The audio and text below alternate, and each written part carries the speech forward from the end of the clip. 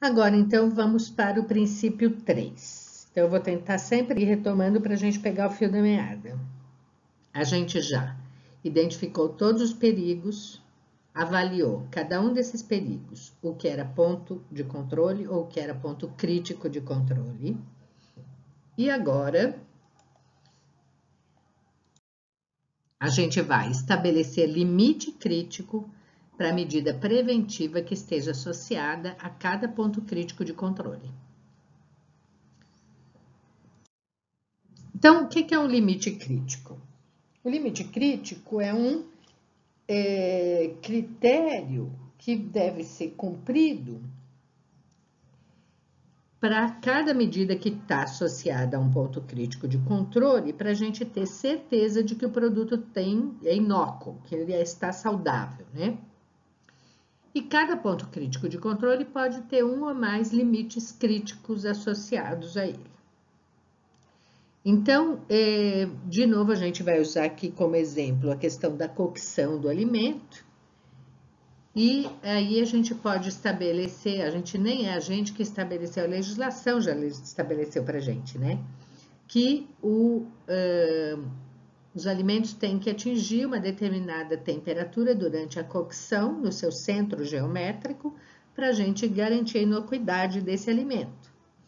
Então, por exemplo, aqui eu posso estabelecer como um limite crítico meu que eu só vou distribuir, ou seja, só vou promover o consumo de alimentos que tenham alimentos cozidos, cujo centro geométrico atingiu ou 65 graus por 15 minutos, ou 70 graus por 2 minutos, ou 74 graus por 5 segundos.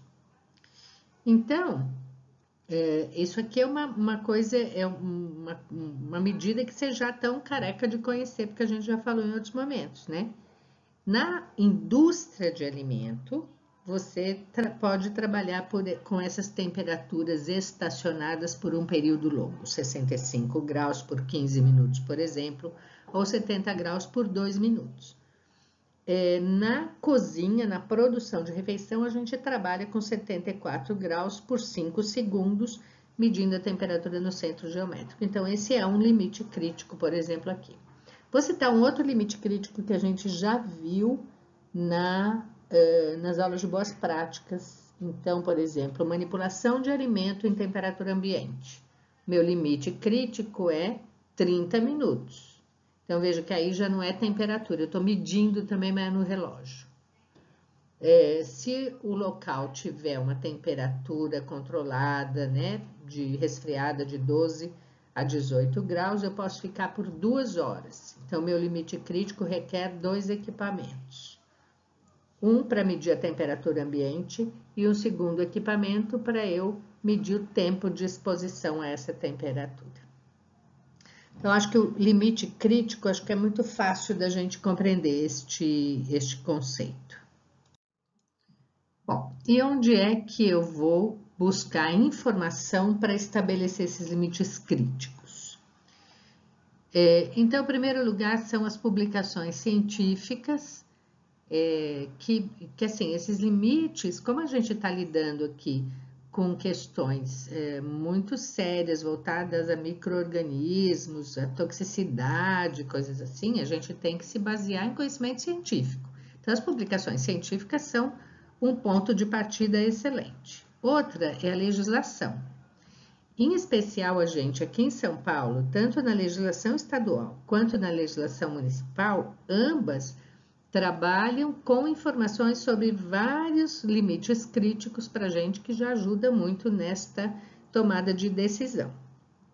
Muito embora algumas unidades aqui em São Paulo capital, eu conheço o trabalho e eu vejo que eles estabelecem um limite crítico mais crítico do que o da legislação. Por exemplo, se alguém de vocês faz estágio em SESC, sabe do que eu estou falando. No SESC, tudo que eles determinam em tempo de validade de produto, tal de temperatura, é tudo ainda mais rígido do que a legislação. Então, mas é uma normatização particular deles, né? Mas se você seguir a legislação, isso já te dá uma boa segurança.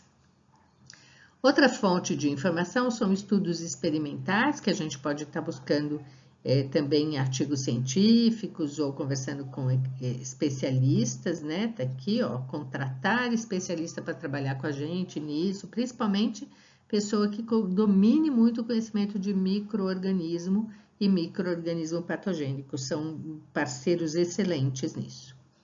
E, obviamente, a gente ter conhecimento e estar de olho sempre na questão dos dados epidemiológicos, né?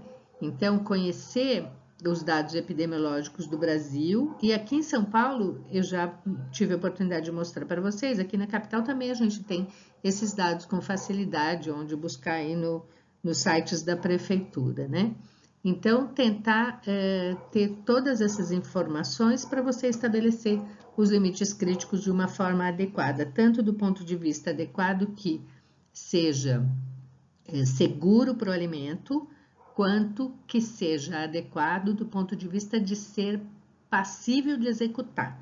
Porque também não adianta a gente ter uma ideia brilhante que não dá certo na prática, que a gente não consiga cumprir. Então, esses dois aspectos têm que estar contemplados no estabelecimento desses limites críticos.